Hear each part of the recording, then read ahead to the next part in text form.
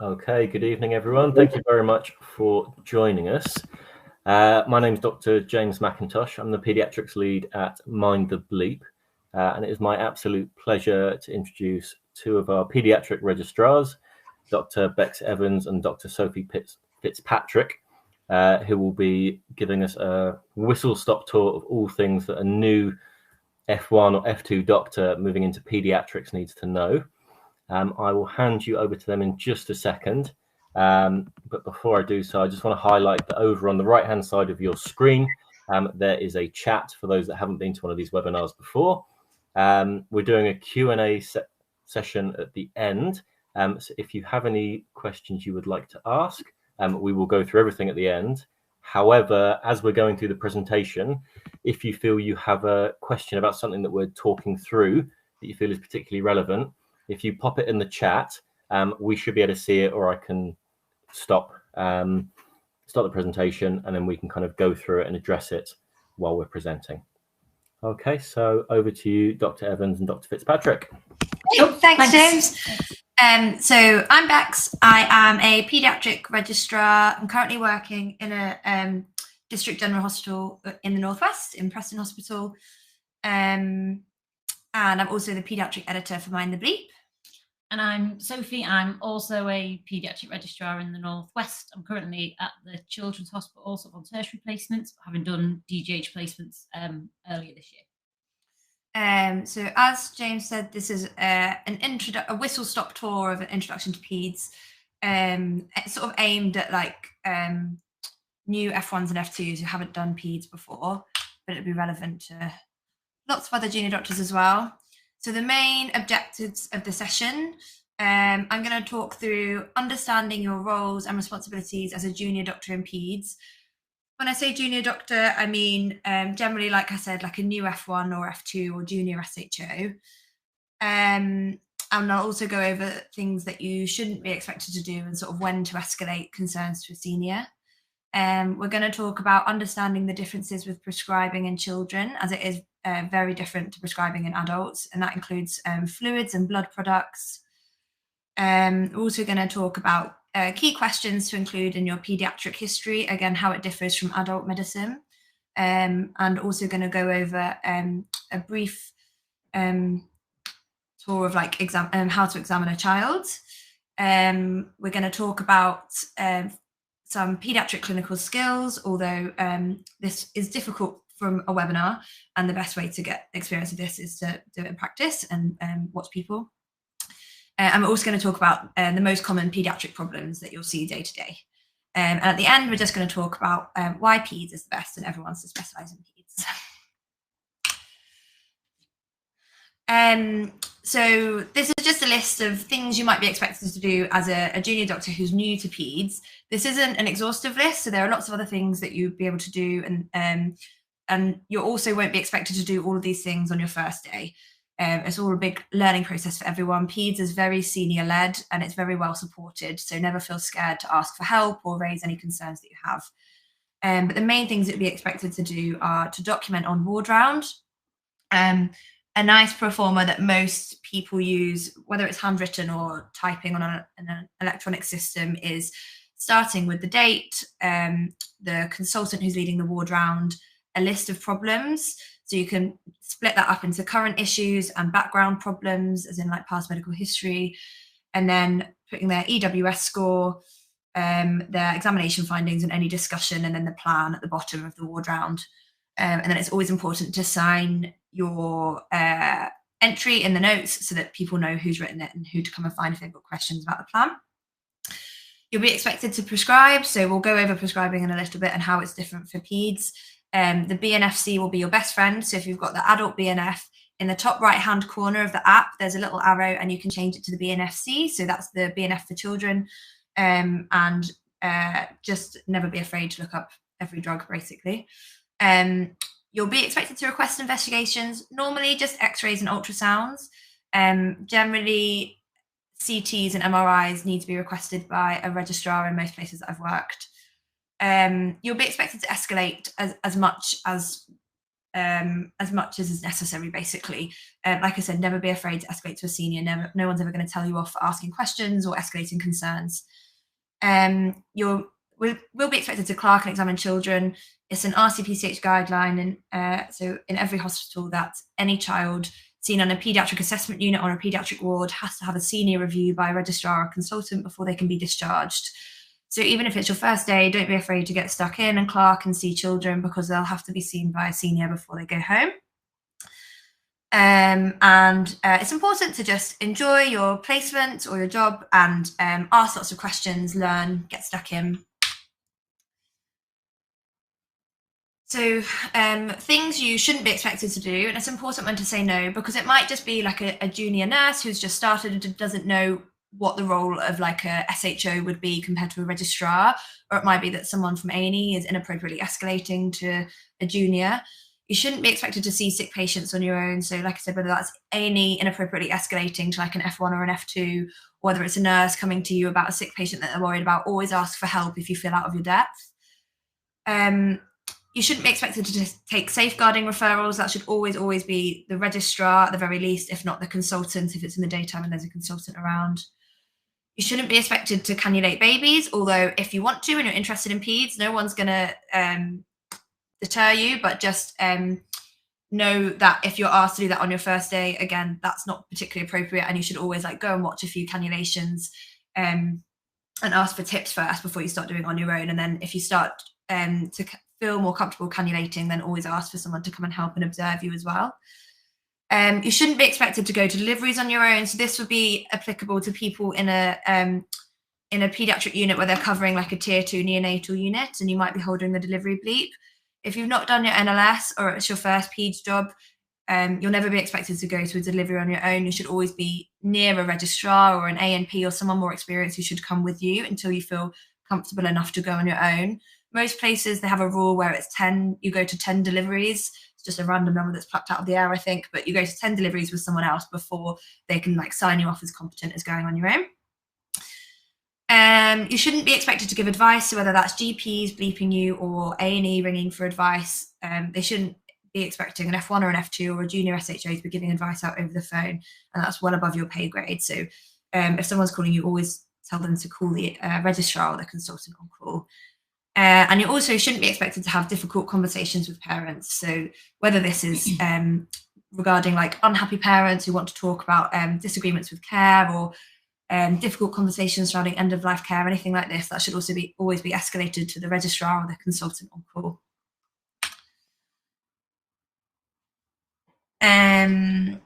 So then moving on to why peds is different to adult medicine. Children are not just small adults. They have different anatomy and physiology, which makes it a completely different specialty and sort of affects everything that we do and how we treat children. So these are some of the main differences between children and adults. And like I said, this impacts the way that children present and also how we treat them. So children have a larger body surface area, and this particularly applies to babies. It means that they have higher insensible losses, so they lose fluid a lot more quickly, particularly when they're febrile. And this means that they can have higher fluid requirements or need more fluid boluses when they're unwell. And it also means that they absorb toxins quicker. Children have rapidly dividing cells, which makes them more prone to mutation from radiation.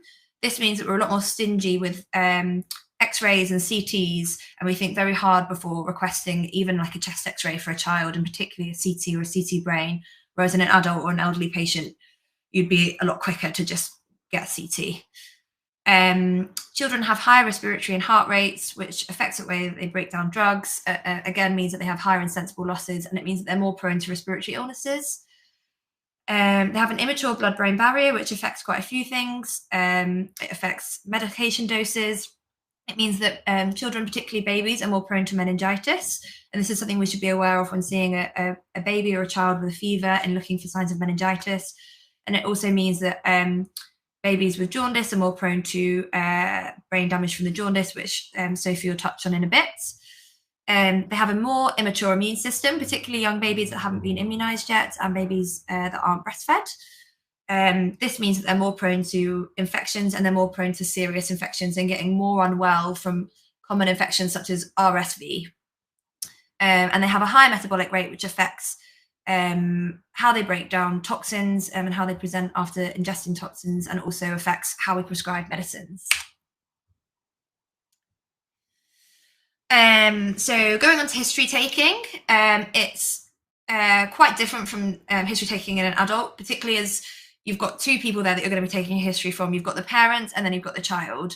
If the child's old enough to talk and old enough to sort of explain their own symptoms to you, which I'd say would be four and above, although it just depends on the child, then you should always include them in your history taking as well. Make them feel involved, ask them about their own symptoms, and particularly older kids, when you're asking things about like bowel habits, going to the toilet, obviously the parents aren't going to be aware of those things. So it's important to involve the child and not just talk to the parents. So this is like a whistle-stop tour of a paediatric history, but obviously there's lots more things that we include, but these are just like the headlines. So you start with your presenting complaint and your history of presenting complaint as you would as an adult. So whether that's they're presenting with a cough or respiratory distress, etc., you'll dive into that. How long have they been unwell for? Then you'll go into their past medical history, which in some children will be nothing, they'll be fit and well, or it'll just be like recurrent tonsillitis. In some children, it'll be a bit more complex. Then how it differs from an adult history is you go into your birth history, particularly in a teenager who's fit and well, it's not that important, but when you're seeing a young child, a toddler or a baby, it's quite pertinent to your management and sort of how illnesses may affect them. So you want to ask about their gestation. So I always just say, were they born on time? If they weren't born on time, how early were they born? Because often parents will say, oh, they were born early, but they just mean they were born at 37 weeks and not like 40. And that's fine. So ask, how early were they born? Did they need to go to the neonatal unit? If they went to the neonatal unit, how long were they there for? If they're really preterm, were they intubated? How long were they intubated for? You can go into a lot of depth with this. I wouldn't expect you to, as a junior who's new to peds, but there's lots of things surrounding preterms that'd be good to like read up on. So preterm babies are prone to brain hemorrhages and they have brain scans. So that might be important to ask about in your history. And then also in preterm babies, did they have problems with their lungs? Did they go home on oxygen? And then leading on from this, you'll ask about their growth and development. So are they growing okay? Do you have any concerns about their growth? Are they just following the line on their growth chart, or have they dropped off? And generally parents will know this because they have a growth chart in their red book that the health visitor will be plotting them on. Lots of parents who come in with a baby or a toddler will also bring their red book in with them, so you can ask to see this. And then ask about their development. So any concerns with their development, or are they meeting their developmental milestones on time? If it's a young baby or a toddler, you can ask about pregnancy history. So you can ask, was the pregnancy okay? Were there any concerns on the scans? If there were concerns on the scans, what were they? Was mum taking any medicine? Was she smoking, drinking alcohol during the pregnancy? Again, this is more pertinent in like newborn babies, but it's still important in the history for older children. And then medication history, they on any meds? An important thing to note here is that because children take oral suspensions of things, so liquids, most of their prescriptions and what parents know about their prescriptions, they'll tell you in mils. So if they've got the bottles with them, just have a look at what the milligram dose is, because that's what you want to be prescribing in to avoid any drug errors. You want to ask about immunisations, which is really important, and it's quite useful for you to look up the immunisation schedule in the UK and know what this is and what when children receive certain immunisations. You want to ask about their allergies. If they do have any allergies, delve more into this and ask what the allergy is. So I'd say, I don't know, like 20% of the kids I see, the parents say they're allergic to penicillin, but it doesn't sound like a true allergy. It'll just be a rash. So it's important to know whether they've had an anaphylactic reaction before or if they've just come out in hives. Ask about a family history, and then ask about your social history. And you can include in your social or family history, are the parents consanguineous? So are they related in any way except by marriage? And this will be more important depending on what the presentation is sometimes. And then you also ask about who's at home. You want to draw out a little family tree if you're doing handwritten notes to make it simple to see who's living at home. Are the parents separated? Are the step parents involved? And then always ask is, are you known to social care, or do you have a social worker? When you first start doing paediatric histories, this feels like a really awkward question to ask, but as you get used to it, it just becomes part of your history. And I always just say, do you have a social worker? I have to ask everyone. And parents, I don't think I've ever had like parents getting angry with me for asking that. Everyone understands. So then moving on to your paediatric examination. Again, it can be a bit difficult to describe, so just bear with me. If a child looks unwell, the same as in an adult, always just do your A to E assessment. So starting with airway, you're listening for any stridor or like a harsh barking cough and looking for any drooling.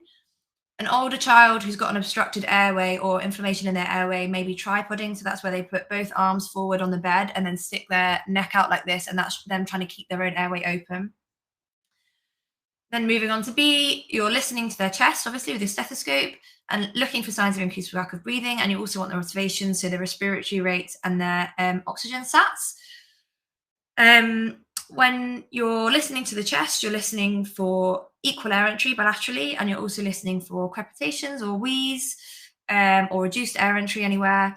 And then in terms of your signs of increased work of breathing, you're looking for recession. So that's where the child's drawing in underneath their ribs and in between their ribs. So that's subcostal and intercostal recession. A tracheal tug, and that's where they're just tugging in at the trachea, just here. And you're also listening out for you're looking for tachypnea, so if they're breathing fast, and then you're also listening for grunting, which I can never recreate, but if you look up videos of babies grunting on YouTube, there's lots of good examples. Some of those signs are more serious than others, so I'd always be more worried about a grunting baby and a baby with a tracheal tug. Babies can also have head bobbing and nasal flaring, which is where their nostrils are flaring out. Those are the main signs of respiratory distress. Then moving on to C, so cardiovascular, you want to listen for your heart sounds, all the normal places that you listen in an adult, and you're listening for any murmurs. It's more common for children to have what we call flow murmurs or innocent murmurs, which you might have heard of before. They tend to vary depending on the child's position, and it usually is at the upper left sternal edge and like a grade 2 or a grade 3 out of 6. And if you ask the parent, they'll often say, oh, they've never had a murmur before, and they'll be like a 5-year-old that's normally fit and well. But always ask, if you think you've heard a murmur, always ask a senior to have a listen.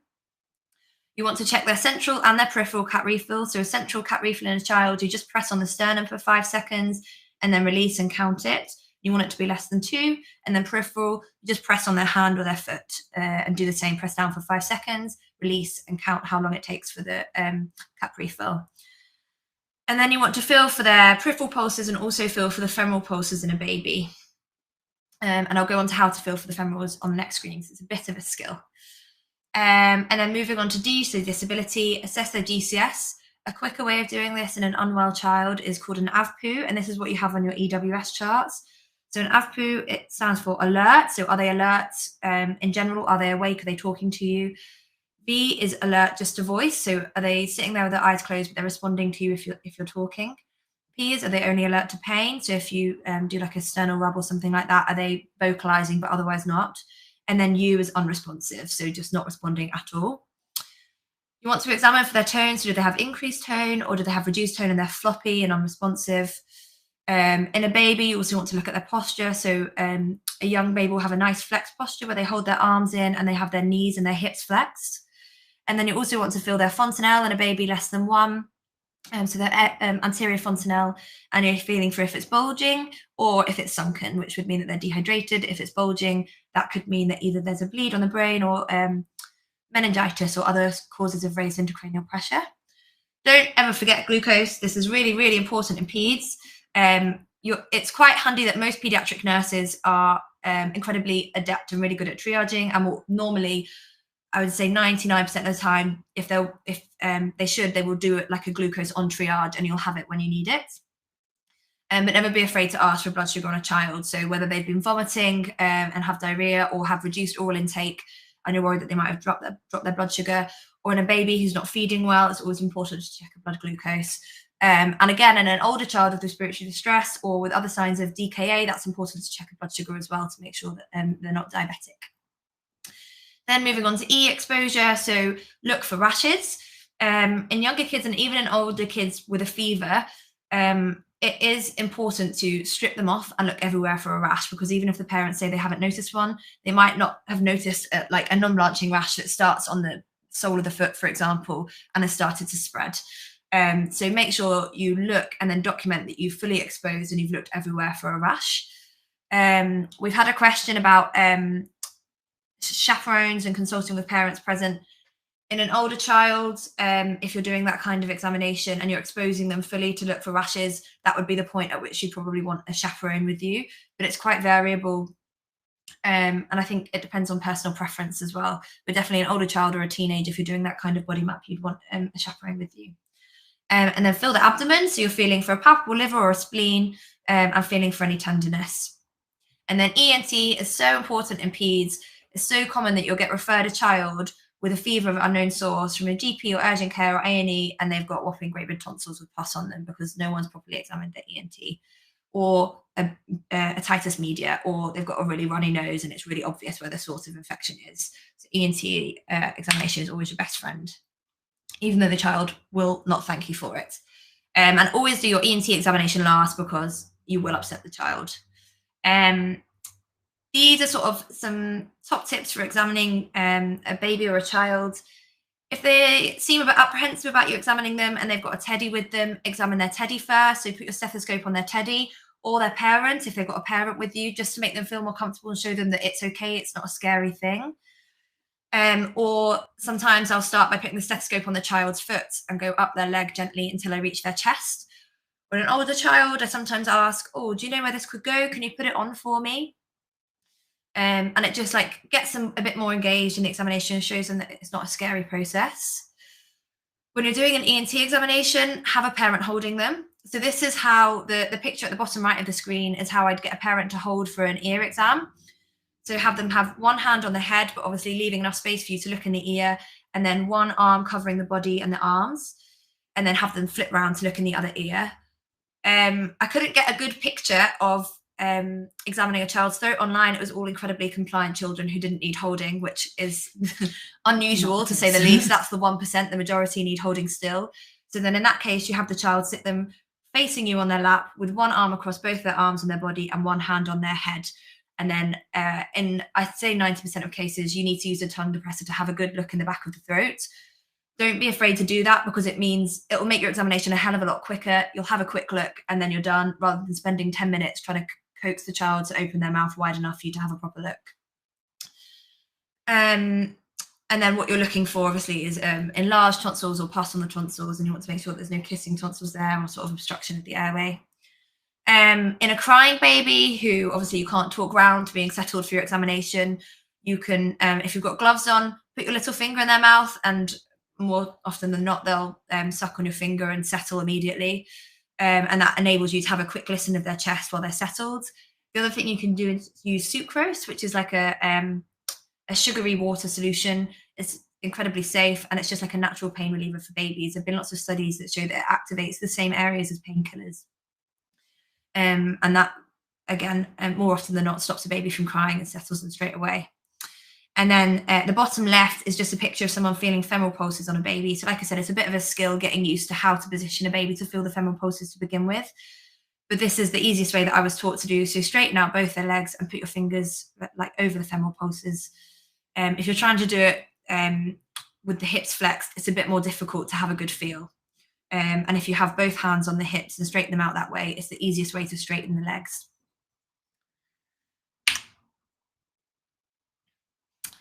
So moving on to IV fluid prescribing. This is very, very different to adults. You don't just whack up a bag and push through a litre. That is terrifying to think of in peds.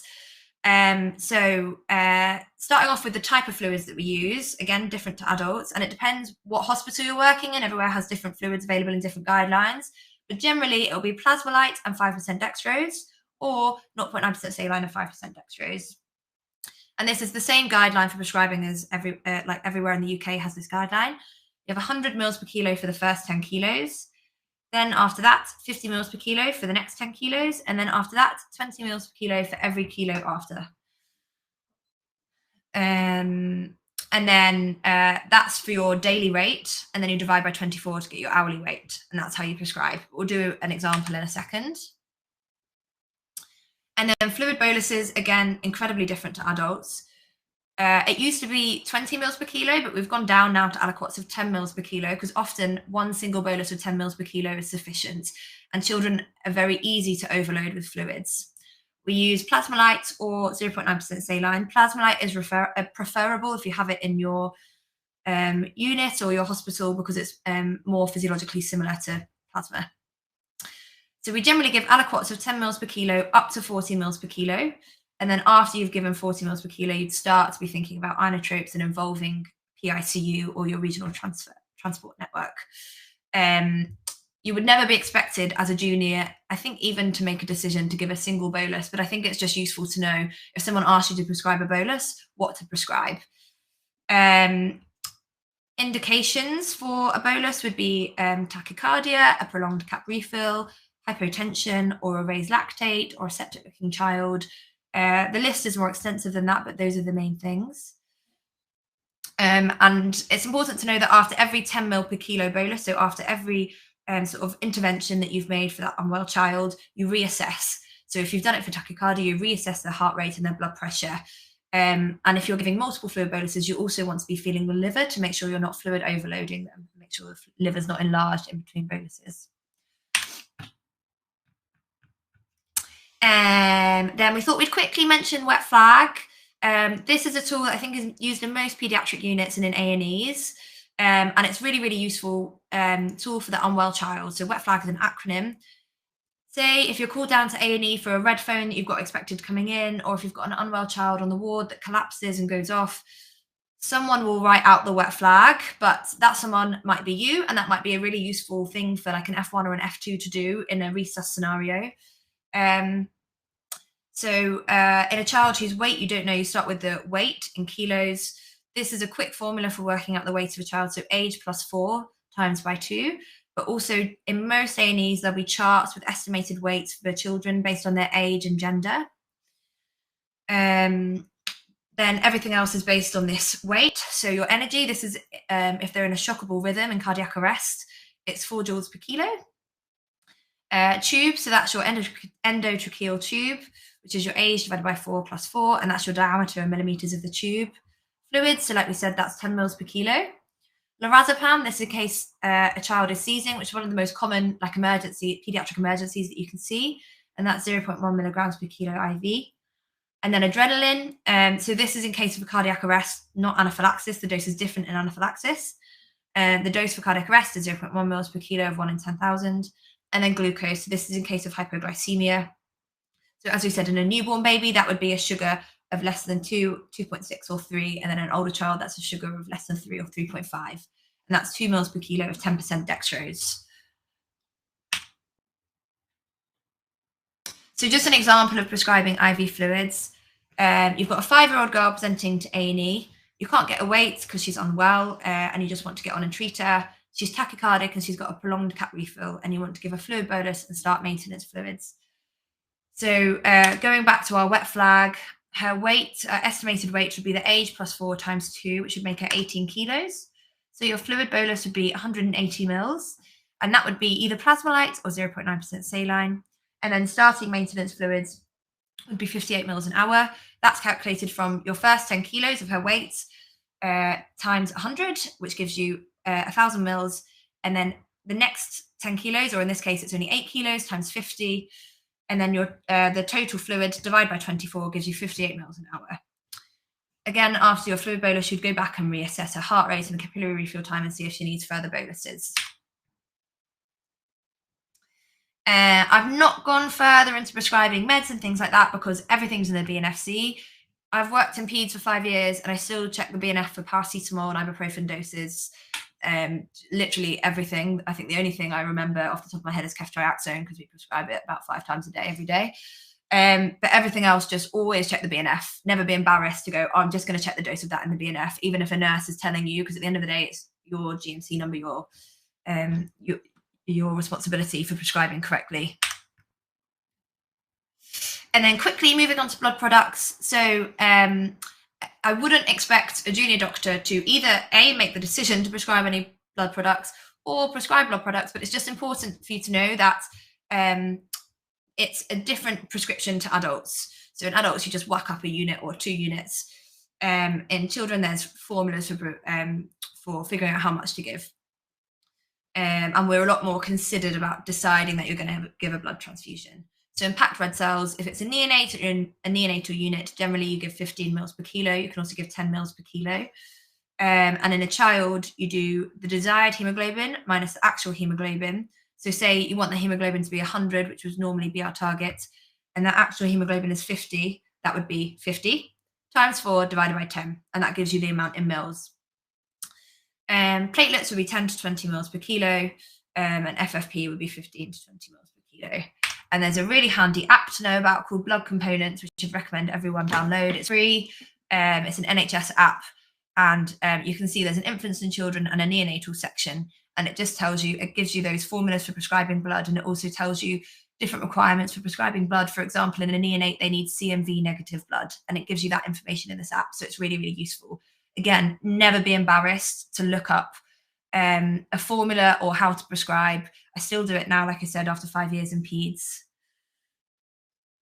And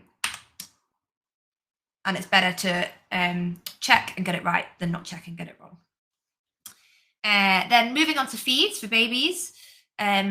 This is a general rule. Obviously, it differs for preterm babies or babies with heart defects, other congenital defects, or babies that are on babies that are being breastfed. But if you have a formula-fed baby or a baby being admitted on IV fluids, this is their fluid requirement. So day 1 would be 60 mils per kilo per day.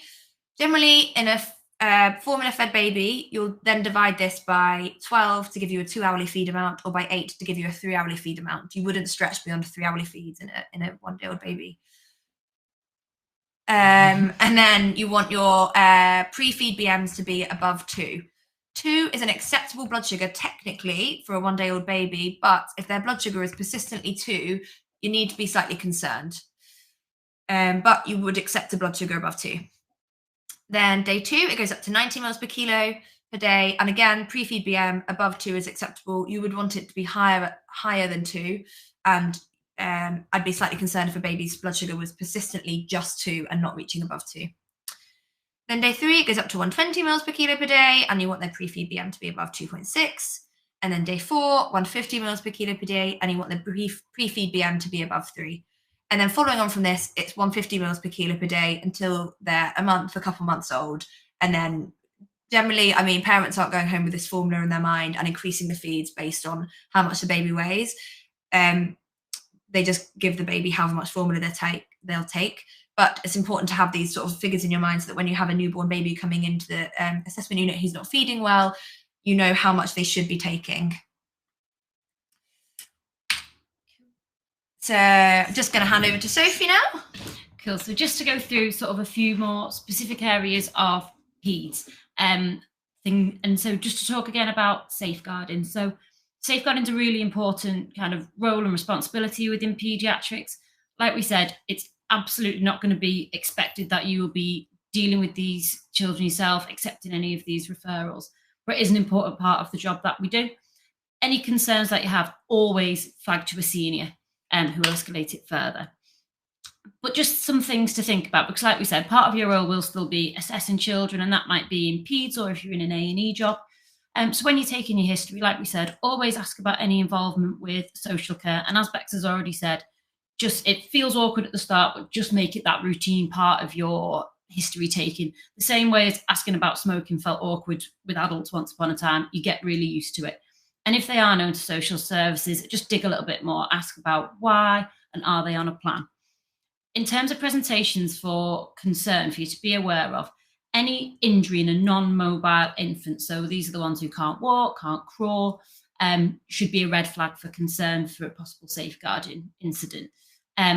Spiral fractures can more commonly be due to a non-accidental injury, and any unexplained bruise in unusual places or in an unusual pattern should raise concern. If something doesn't feel right, just flag it to a senior. That's always going to be your first step. Speak to your registrar or consultant, and don't accept those referrals yourself or feel the need to escalate those yourself. Your main responsibility in this case is flagging it and clearly documenting any concerns that you have in case these go any further. A tip for during your placement, find out who your safeguarding lead is. Every department will have a consultant who's responsible for this. And also try and find out when your safeguarding meetings or peer reviews are taking place, as these are really interesting opportunities to explore cases and learn more about it. And now just to talk through a few things that you might see or get involved in. So neonatal jaundice is a really common presentation that we see in the newborn period. Generally, you will see lots of babies presenting within the first 2 weeks of life. This may be physiological or pathological. So for some babies, this is a normal part of adaptation. They have loads of red blood cells when they're in mum's tongue, which then start to break down quite quickly, and the liver's immature, so can't cope with it that fast. This is more common in breastfed babies, generally comes on after 24 hours, typically kind of 2 to 5 days. Some babies will have a pathological process going on, and this might be differences in blood groups with mum, so more commonly ABO or rhesus incompatibility. It may be due to sepsis, some babies who get a bit bruised at delivery from sort of instrumental deliveries, or underlying inherited disorders. Some of these babies will manage to clear this themselves, but the reason we worry is that if the bilirubin level, that's causing the jaundice, goes really high, then it can cross the blood-brain barrier, like we said, the immature blood-brain barrier, and can cause kernicterus, which ultimately can cause long-term disability or even death. But we treat these babies with phototherapy. After 2 to 3 weeks, so 2 weeks in a term baby, or 3 weeks in a preterm baby, less than 36 weeks, these babies, the blood-brain barrier is robust enough that we don't need to protect it by treating with phototherapy, but this is an abnormal process and requires further investigation and treatment as needed. Babies who present in the first 24 hours, it's more likely to be pathological. So if your job involves neonatal units or postnatal wards, just something to be aware of. And when you're assessing these babies, in your history, you want the gestational age and their time of birth, which will be important to determine how to manage them. Any risk factors for neonatal sepsis, which we'll touch on in a moment. What their feeding history is like, so whether they're breastfed, and also to be aware that babies who are less hydrated might struggle with managing the jaundice themselves.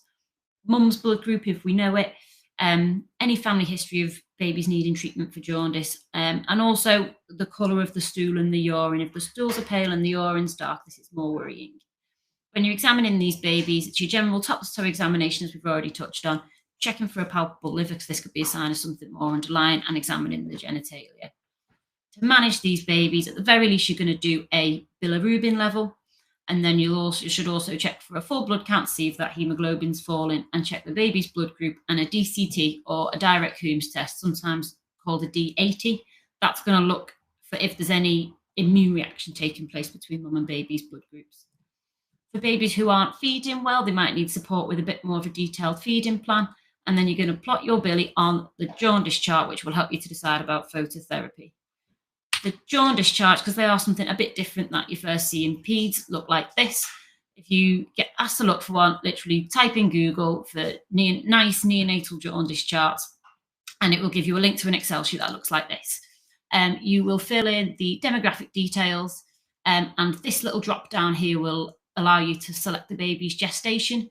Babies who are more preterm will have a lower threshold, and the graph will update accordingly. For the first lower line, that would be your threshold to start phototherapy. And then this second line is the threshold for an exchange transfusion. In cases where the bilirubin level is really high and needs to be rapidly brought down, rarely an exchange transfusion is needed. In a lot of these cases, you'll just put loads of phototherapy lights on top of them. But if you're getting calls about babies whose levels are this high, you need to escalate that to a senior as soon as possible. So just an example of one that we've filled in. So say you get a phone call from a community midwife who's gone to see baby Jones, who looked a bit yellow this morning. They were born on the 11th at 4 o'clock. So you've included all this information. Conveniently, someone's checked there's no difference in the blood groups and your DAT is negative, and the baby was born at 40 weeks. It's important that you note that your time 0 is the baby's date and time of birth. And so that every 24-hour period is plotted accordingly on from there, particularly in this first couple of days when the threshold increases that they can tolerate. So our baby Jones had their blood done at 10 a.m. and it was 320. So you've plotted it. If the 4 o'clock's there, the 10's going to be just before, and it's plotted above the line. You inform your senior, and we'll arrange for that baby to come in and get some phototherapy. I know that's very, very whistle stop, but it's just to give you a little bit more familiarity with these things, because I remember finding it all quite different when I started. Conveniently now, there's this app called the Billy app. So if you're on the go and don't have quick access to those charts and you're getting a phone call about a bilirubin level, this does that job for you. You will still need a chart in the notes, but you can pop all that same information in here and it will give you your answer as to where the bilirubin level sitting in relation to the treatment line and what you should be doing about it. Once the baby's on treatment, you need to monitor that quite regularly, and in particular early on, to get a trend for how quickly it's going up or whether it's slowing down. Just to touch on sepsis, so we've split sepsis into neonatal sepsis and more general paediatric sepsis. So neonatal sepsis covers the period up to 3 months of age, because these babies are particularly at risk of infections. One of the key take-homes of the talk today should be that any baby less than 3 months old with a recorded temperature of more than 38, recorded fever, should at the very least be screened for sepsis, if not treated with antibiotics. Any baby less than 28 days of age will automatically get antibiotics if they've had a proven temperature more than 38, even if they look very well. When you're assessing these babies, ask about feeds. Sometimes with or without a temperature, this might be the first thing that parents have noticed and been worried about, that they're not feeding as well as they normally do. And then ask about risk factors for sepsis. So the main ones you need to ask about are any history of mum being known to have group B strep in pregnancy, or any siblings that have previously been known to have group B strep. Group B strep is a really nasty bug that can cause problems for neonates, make them really sick. Ask about prolonged rupture of membranes, which is more than 24 hours from mum's waters breaking until the baby being born, and also ask if mum herself was suspected to have sepsis at the time of infection. Even though this all happens around the period of being born, it's still relevant up to 3 months of age. Ask about the gestation, babies who are preterm or more at risk of infection, and then ask about any features that might suggest what's going on, cough, coryza, particularly in winter. And then, like we said, these babies are at high risk of meningitis. So asking about irritability, and this is, you'll get used to the feel for this in paediatrics. It's more than them just being a little bit aggy and a bit unsettled. It's sort of neurological irritability. They're crying, they're really inconsolable, and parents just don't know what to do. And you're examining these babies, like we said, it's going to be your A2E assessment, checking for perfusion, do they need any fluid support, checking for any rashes, checking that fontanelle, is it depressed or is it bulging? And the posture and the tone, are they floppy or are they, hypertonic? And both would be worrying. To manage these babies, they're going to get a cannula, they're going to get blood cast culture, the same sort of sepsis stuff that we're familiar with. With babies, catching a clean catch urine is really important. This can commonly be a source of infection that it's hard for us to pick up on. And subsequently down the line, these babies may get a lumbar puncture to check for meningitis.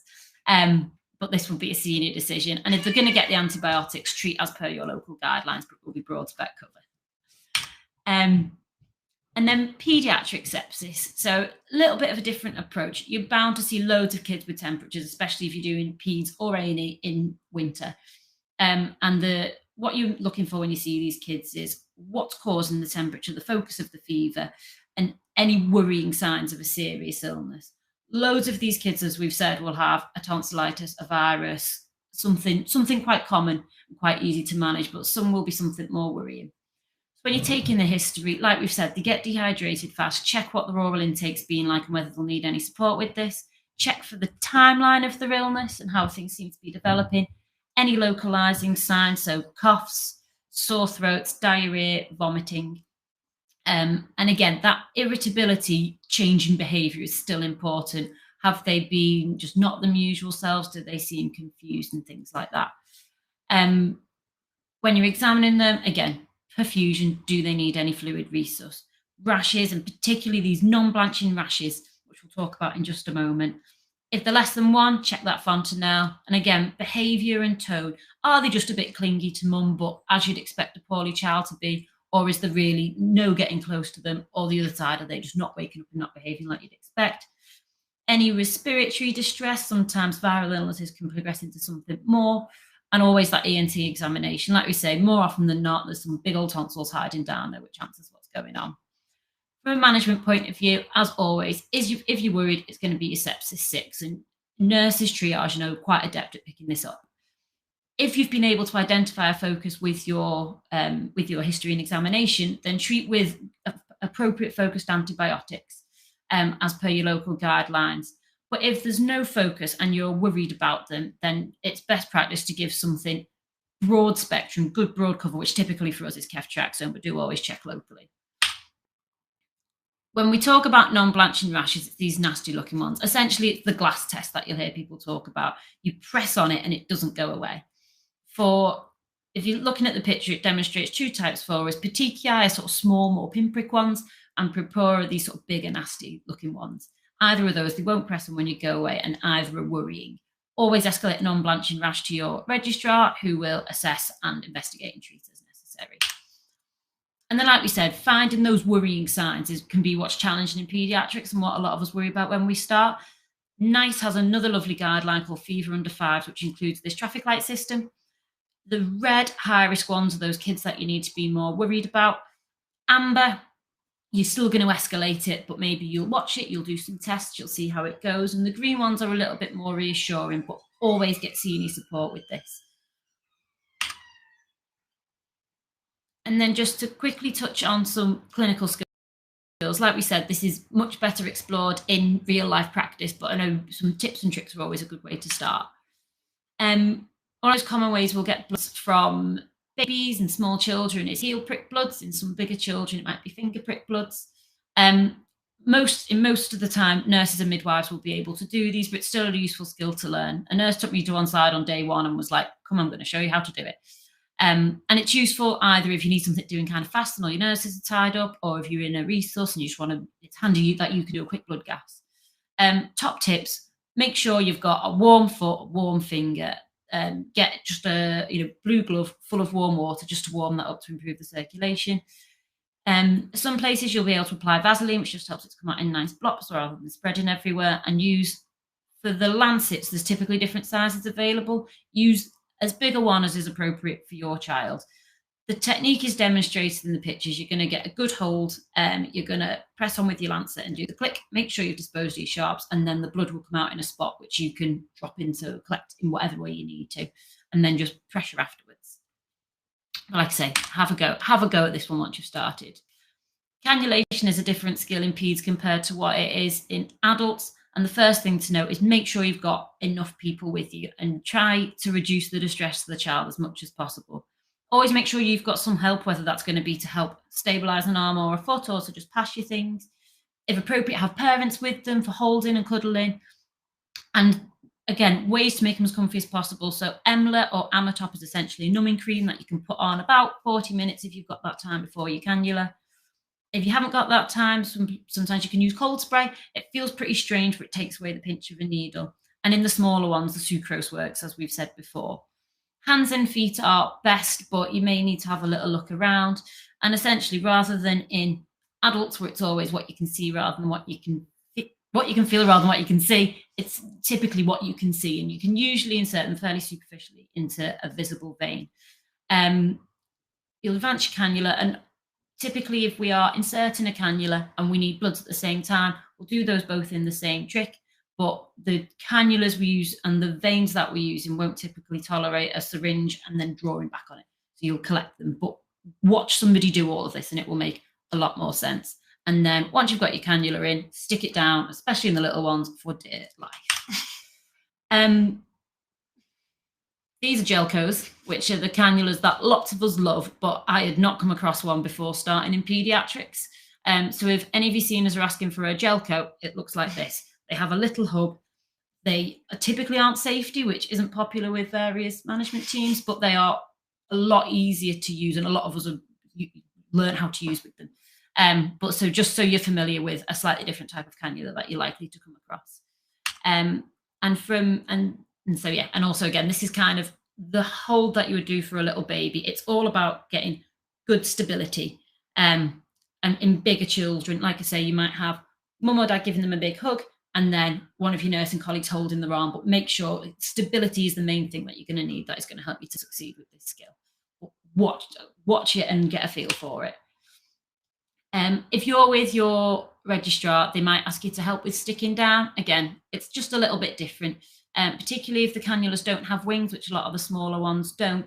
We often use this over-under sticking. So you get one of your sort of horizontal stickers and you're going to put sticky side up underneath your cannula and cross them over. And then over the top of that, you'll put your small tegaderm. These ones have teddies on, but if you're lucky, you got the teddies.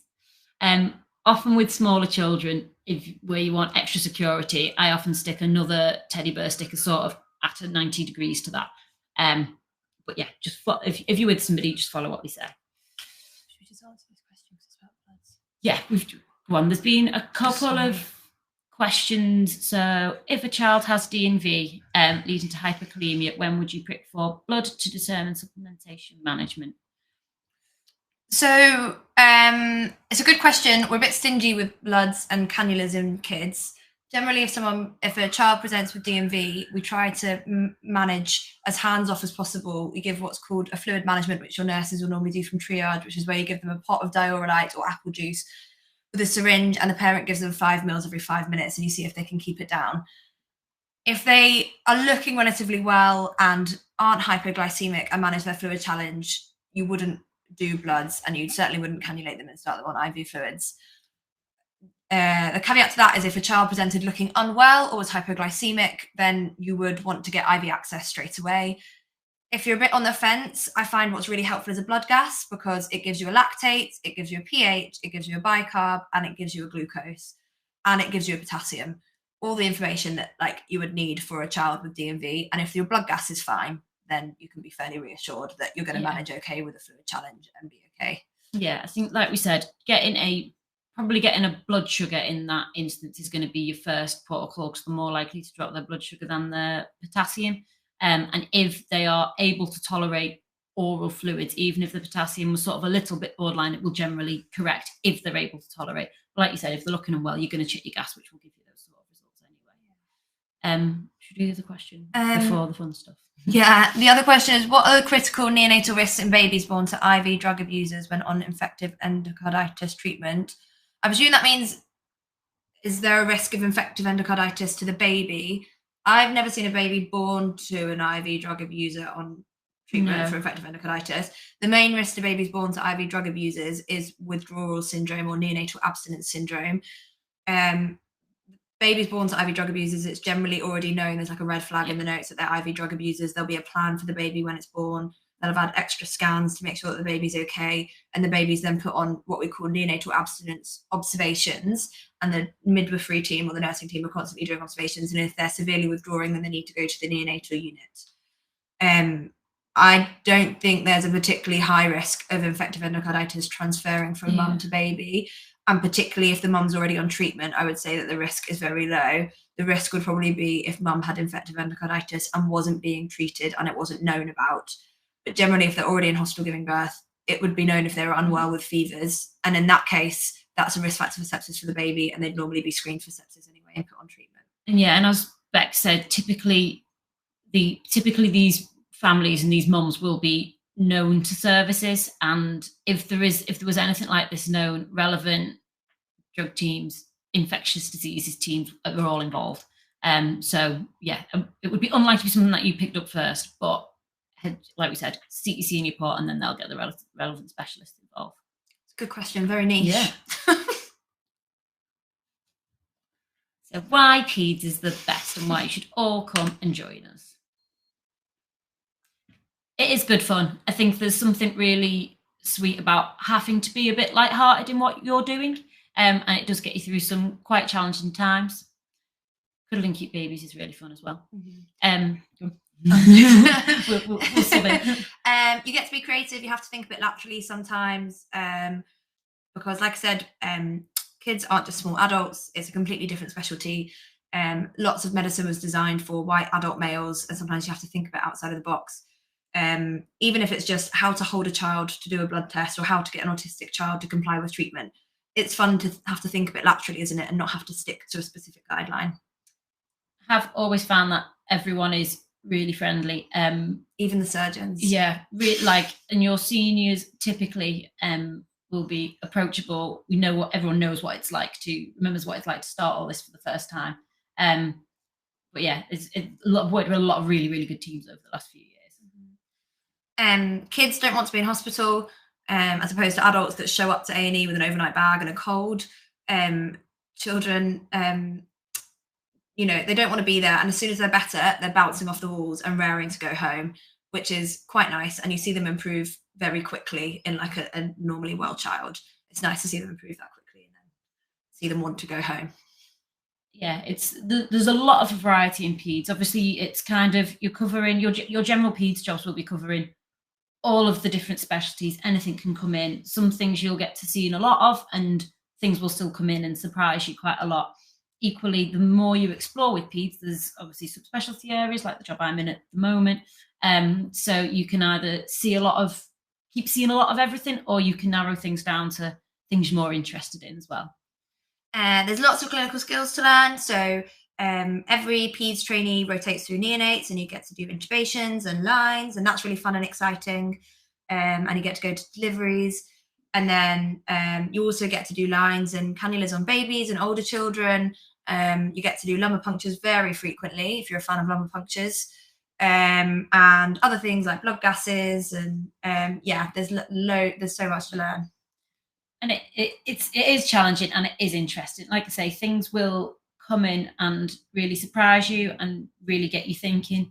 There's a lot of good puzzles, and I really enjoy the challenge. A lot of people kind of are put off by kind of managing the parents as much as the children, but I find that a really enjoyable part of the role, and working with the family as a whole is something that I really enjoy. It's an aspect of the job I really like.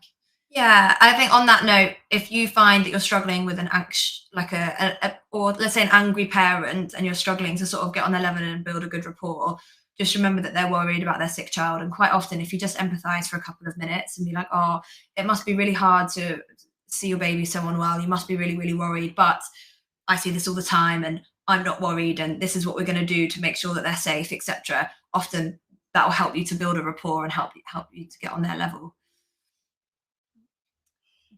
We've had a question which is how involved can F1s be in? Oh yeah, good. Oh, it's okay. Let's answer that question. Yeah, how involved can F1s be in the rotations with regards to practical skills? Are we limited because we're F1s? I'd say if you're interested, absolutely not. I've worked with F1s who are interested in peds, or just interested in practical skills and having a go at stuff. And if you are interested, just tell people, and they will absolutely get you involved. I know some places have the F1 role as kind of almost being a bit supernumerary. I think some juniors do feel like they end up falling back into just doing lots of jobs. But if you are interested and want to do stuff, tell your registrars, and they will absolutely get you involved. Yeah, if someone shows that they're interested to me, it's almost a mistake, because then I'll take them to every candidate that I do. And then, with our last batch of F1s, I had my F1 doing cannulas and coming to help catch CSF with lumbar punctures and stuff. If she'd been there longer, I would have had her doing LPs. And I don't think it's out of the question to have F1s doing lumbar punctures, because we do them so frequently. If you've seen enough and you feel comfortable, just ask, and I'm sure people will be more than happy to let you have a go. But yeah, but you'll equally always be appropriately supervised and left on your own. But yeah, so just jump in. So then some useful resources that are good for extra reading, and also for help if you're stuck and you don't know what to do in work. So Spotting the Sick Child is a really cool website, which I used a lot in my F2 Peds rotation. It's literally got videos of I think it's RSPCH commissioned, and it's got videos of what all these things look like. So we've talked about recession, we've talked about Strider. This has just got loads of examples of it and bits for you to work through as well, just to get comfy looking and stuff. Don't Forget the Bubbles is a really, really good resource. It's a website that's constantly updated by mainly paediatric emergency medicine specialities. And it has a lot of articles and tips and advice on paediatric emergencies and how to manage them. And it also does quite often reviews of like the latest evidence for peds. They also have a sister website called Don't Forget the Bubbles Skin Deep, and it's got pictures of all the different rashes that you'd see in peds and what to think about when you see that kind of rash. But it's also got different rashes on different skin types and different skin colors, which is really, really important, because quite often when you try to look up a rash, it'll be on a white child, and obviously it looks different in children of different skin colors. From a safeguarding perspective, RCPCH does have a toolkit on their website if it's something that you're interested in. But again, some of those where we talked about injuries and things that would be more high risk, that can be useful if you for further reading to support things that you've seen in practice. And the Nice Fever Under 5 guidelines, which we just showed you the traffic light system from, is a really useful resource of how to manage a child presenting with a fever, because that is the most common thing that you'll see in peds. Yeah, and the Nice Jaundice charts as well. Literally type it into Google, look for the Excel sheet. That is what you'll need. And then you have your regional PICU transport guidelines. So every sort of deanery or like operational network area in the UK has its own regional PICU transport, and they will have their own guidelines, which are really easy to find online normally. So we work in the Northwest, so we have NEWTS, which is the Northwest Transport System. And they have really helpful, really useful guidelines on their website, which are really useful to find. I know that South Thames Retrieval Service, which is STARS, also have one online, and I think every other regional PICU. So find out what your regional PICU transport system is called and have a quick look on their website for guidelines, because it might be that in a resus scenario, if you're the junior there, it would be a useful job for you to get up that guideline for your registrar, just as a prompt for them. And it might be that someone asks you to get that up for them. And then APLS, so I know a lot of people have to do ALS as part of your F1, F2, but APLS is the PEDS equivalent. So if it's something that you're interested in, obviously they have the algorithms the same as ALS has their algorithms. So that can be useful for you to have a little look at, or if you're interested, obviously looking out for courses, which you should be able to get with your study. Yeah, and your study budget. Always, if you're an F1 or an F2, use up your study budget, because otherwise it goes nowhere. It just goes back into the pot. So make sure you use it. And APLS or NLS is a good way to use your study budget. Yeah, and NLS, like we said, is essentially the neonatal algorithm for the life support there as well. So if you're doing a job that will cover neonates or postnates, even if you're not going to do the full course, familiarise yourself with that algorithm. And so then questions. So I've had a couple of questions. Kyle, looking for PEDS F1. Is that a good way to get experience? No PEDS job, sadly. I guess it depends what's available around you. I think when you are, I guess all I'll say is if you're signing up for locum positions, I guess it's hard to say. I think I don't know what the locum positions would expect, whether it's in your trust or anything like that. I guess there's other ways to get to seeing kids. A&E jobs, volunteer and say you want to see lots of kids, and you'll almost get to do those initial clerkings and things and then ask for the support there. And the other one is like GP placements and things. Because again, if you say you're interested in seeing children, they will absolutely love you for it. Otherwise, obviously, F3 gaps are becoming more and more common now. So when it's sort of getting about halfway through your F2 year, have a little look for what's around if PEDS is something that you're interested in. And the other thing is taster weeks. So you can apply for taster weeks during your foundation as well. Yeah, everyone can apply for taster weeks. It might be better in your F2 because you might get to do a bit more than you would as an F1, just because you're fully registered with the GMC. I don't think I'd recommend locoming in PEDS if you've never done it before as an F1. Yeah. But like Sophie said, there's loads of different ways that you can get experience. And yeah, ask for a taster week, definitely. Any useful tips on getting a paediatric clinical attachment for international medical graduates interested in the specialty? I don't know much on this. I would say email around different hospitals. If you have a particular area of the UK that you want to work in, find out where their paediatric units are, or like their biggest paediatric centre. So like in Manchester, we have the Manchester Children's Hospital, and email their sort of general paediatric lead, which you should be able to find online easily enough, and ask them about experience. Otherwise, each paediatric unit should have an educational lead. Again, you should be able to find that information online for most hospitals, and it should have a list of like paediatric consultants with their email addresses. So it's fairly easy to find people's contact information. And a lot of centres, again, so working in sort of a big Manchester centre, they I know they have lots of international medical graduates coming for posts, and they're regularly advertising for those, and they'll have contact details in. So if it's just the attachment you want, that might still be a place to start. Yep. Any other questions?